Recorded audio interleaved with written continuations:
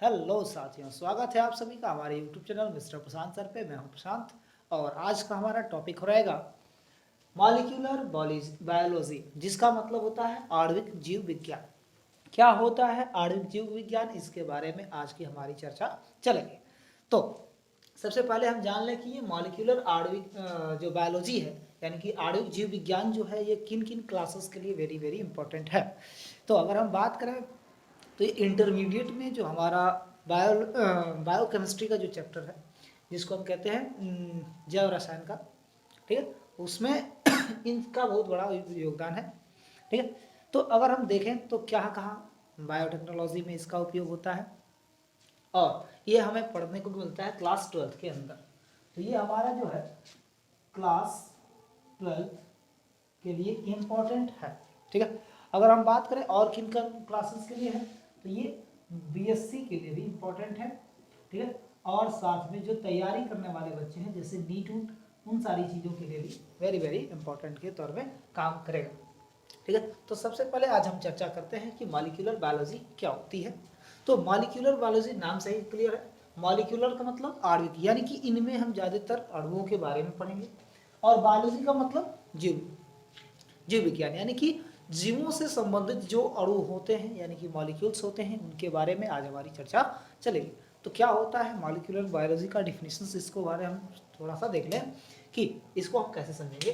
तो molecular biology is the branch of biology, यानी कि यह जीव विज्ञान की वह शाखा है जिसके अंतर्गत हम क्या पढ़ते हैं अभी, that seeks to understand the molecular basis of biological activities in and between the cells, यानी कि कोशिका के अंदर जिन जिन चीज़ों का, या कोशिका के अंदर जो बायोलॉजिकल माइक्रोमॉलिक्यूल्स हैं, यानी कि जिनको हम क्या कहते हैं कि जो अणु होते हैं जो सेल के अंदर पाए जाते हैं, उनके बीच में क्या दिक्कतें हो रही है, कौन कौन सी एक्टिविटीज़ हो रही हैं, यानी कि कौन कौन सी बायोलॉजिकल एक्टिविटीज़ हैं जिसको हम कहते हैं जैविक क्रियाएं। ठीक है ना, जिसको हम क्या कह सकते हैं, जैविक क्रियाएं हैं। वो कौन कौन सी जैविक क्रियाएं हैं जो कि एक सेल के भीतर होती हैं, और इन मतलब भीतर, और दो सेलों के बीच में होती है, यानी कि वह सभी जैव रासायनिक अभिक्रियाएं जो कि अणुओं से संबंधित हैं, और सेल के अंदर और सेल के आपस में, यानी कि बीच बीच में जो सेल है, एक सेल और दूसरे सेल के बीच बीच में जो एक्टिविटीज चल रही है, या अणुओं का जो सिस्टम है, उनके बारे में हम चर्चा करते हैं, including the biomolecular synthesis, modification and interactions. और उनमें किन किन चीज़ों का निर्माण होता है, क्या क्या चीज़ें उसमें परिवर्तित होती हैं, यानी कि उनमें सिंथेसिस का मतलब होता है किसी भी चीज़ का नई चीज़ों का निर्माण होना। तो सेल के अंदर किन किन नई चीज़ों का निर्माण हो रहा है, सिंथेसिस हो रहा है, और साथ में मॉडिफिकेशन, यानी कि मॉडिफिकेशन का मतलब होता है कि जो रूपांतरण हो रहा है, यानी कि उनमें एक जो मॉलिक्यूल्स है वो किन किन रूपों में चेंज हो रहा है, उन सारी चीज़ों के बारे में हमारा जो अध्ययन है वो मॉलिक्यूलर बायोलॉजी के अंतर्गत किया जाता है। और एंड इंटरेक्शन का मतलब उनके बीच जो इंटरेक्शन हो रहा है, आपसी संबंध हो रहे हैं, यानी किन किन चीज़ों से कौन संबंधित है, यानी कि सेल के भीतर और सेल के आपस में, दो सेलों के बीच जो आपस में संबंध है, उन सारी चीज़ों के बारे में हम मॉलिक्यूलर बायोलॉजी के अंतर्गत देखते हैं।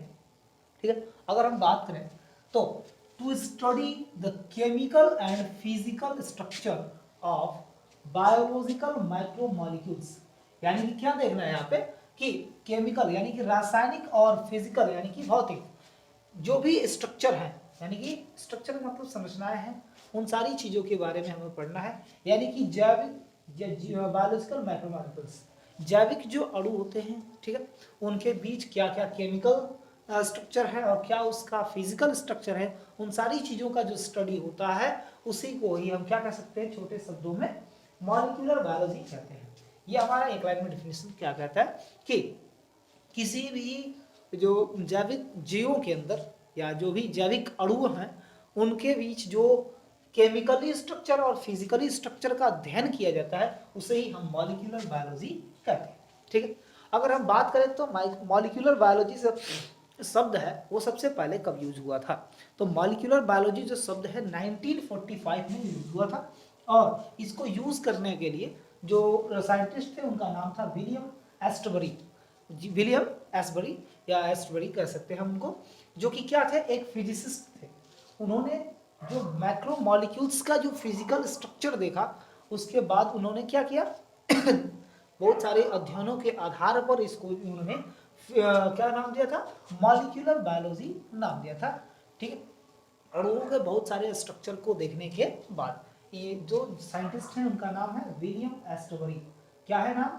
विलियम एस्टबरी। ठीक है, तो इन्होंने सबसे पहले 1945 में इसका नामकरण किया था। ठीक है, नाम दिया था। देखिए और क्या होता है कि सन 1953, ठीक है, 1953 के अंदर जो दो साइंटिस्ट थे जिनका नाम हम क्या करते हैं, फ्रांसिस क्रिक है और जेम्स वाटसन है। तो क्रिक और वाटसन एंड क्रिक मॉडल हमने डीएनए के बारे में पढ़ा है।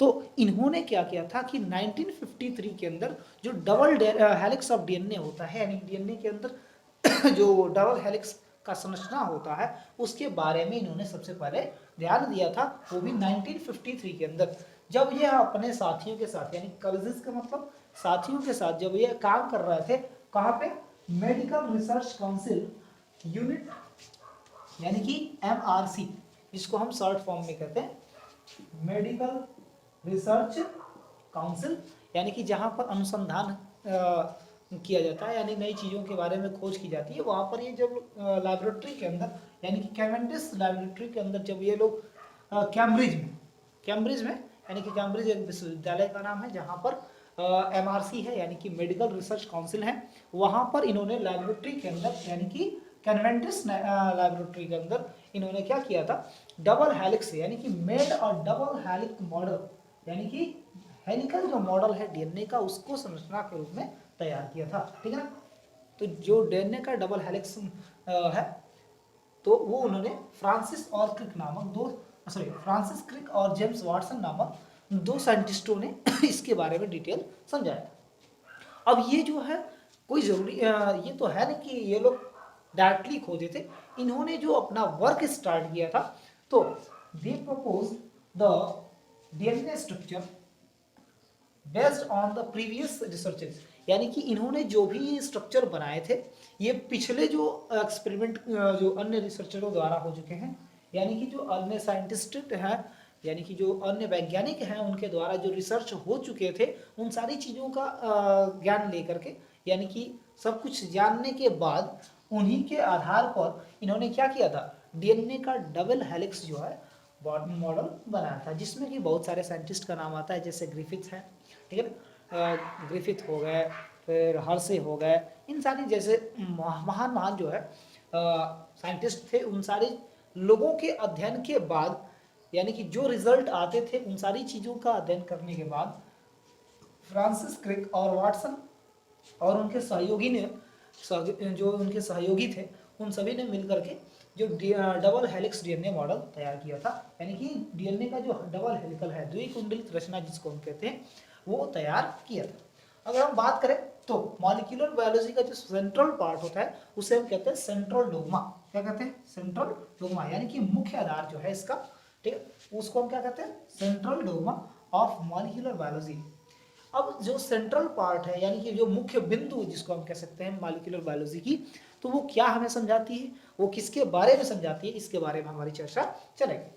तो डिस्क्राइब करता है ये क्या चीज, the process in which DNA is transcripted into RNA which is translated into proteins, यानी कि जो सेंट्रल डोग्मा पार्ट है, ये हमें डीएनए से आरएनए में जो भी ट्रांसक्रिप्शन का प्रोसेस है उसको समझाता है, और जो आरएनए से फिर प्रोटीन के अंदर जो ट्रांसलेशन हो रहा है, उन सारी चीज़ों के बारे में हमें बताता है। क्या होता है सेंट्रल डोग्मा? तो सेंट्रल डोग्मा का जो प्रोसेस होता है वो कुछ एक लाइन में समझ में हमको आ सकती है, वो भी कैसे, देखिए ये डीएनए, तो क्या होता है कि प्रारंभ सबसे पहले जो है कि पुराने वाले डीएनए से नए वाले डीएनए का निर्माण होता है। इस प्रोसेस को हम कहते हैं रेप्लिकेशन कहते हैं, या इसको हम डुप्लीकेशन भी कह सकते हैं। डुप्लीकेशन जिसका मतलब होता है द्विगुणन, यानी कि पुनरावृत्ति कह सकते हैं। तो पुराने डीएनए से नए डीएनए पहले बनते हैं, और ये पूरा जो स्ट्रक्चर है सेंट्रल मॉलिक्यूलर बायोलॉजी के अंतर्गत देखने को मिलता है। और सेंट्रल डोग्मा में डीएनए से आरएनए में ट्रांसक्रिप्शन होता है। आरएनए के अंदर क्या होता है? ट्रांसक्रिप्शन, यानी कि जो भी इंफॉर्मेशन होते हैं या जो भी मॉलिक्यूल्स हैं वो ट्रांसक्रिप्ट किए जाते हैं किसमें? आरएनए के अंदर। ट्रांसक्रिप्ट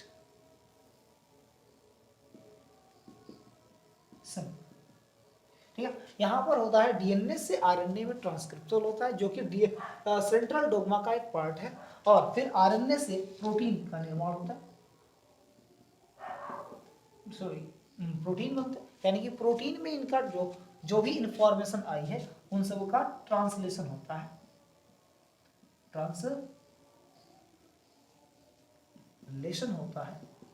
और ये जो होल प्रोसेस होते हैं इनमें बहुत सारी चीजें हैं जो आरएनए के जो अदर मॉलिक्यूल्स हैं वो यूज होते हैं। जैसे कौन कौन से ऐसे मॉलिक्यूल्स हैं जो आरएनए के यूज होते हैं पूरे सेंट्रल डोग्मा वाले पार्ट में। तो अगर हम देखें तो इसमें आरआरएनए, जिसको हम कहते हैं राइबोसोमल आरएनए, और एक होता है एमआरएनए जिसको हम कहते हैं मैसेंजर आरएनए, और एक होता है जिसको हम कहते हैं टीआरएनए जो होता है ट्रांसफर आरएनए।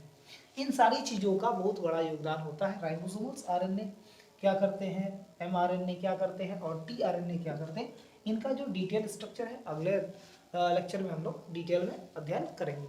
तो ये सब चीज़ें हैं जो कि मॉलिक्यूलर बायोलॉजी के अंतर्गत आती हैं। तो इसमें सिर्फ इन्हीं साइंटिस्टों का योगदान नहीं रहा है, मॉलिक्यूलर बायोलॉजी में बहुत सारे इतिहास रहे हैं, यानी कि बहुत सारे जो साइंटिस्ट हैं उनका योगदान रहा है। ठीक है, तो सबसे पहली चीज़ की मॉलिक्यूलर बायोलॉजी जो थी यही बता रही थी, और उसका जो सेंट्रल पार्ट है वो है सेंट्रल डोग्मा, जिसको इस वाले प्रोसेस में हम समझते हैं। और ये पूरे जो डिटेल स्ट्रक्चर है इनके बारे में हम एक एक करके चर्चा करेंगे आगे अगले वीडियो में। ठीक है, तो अभी के लिए बस इतना ही। ठीक है, बाय।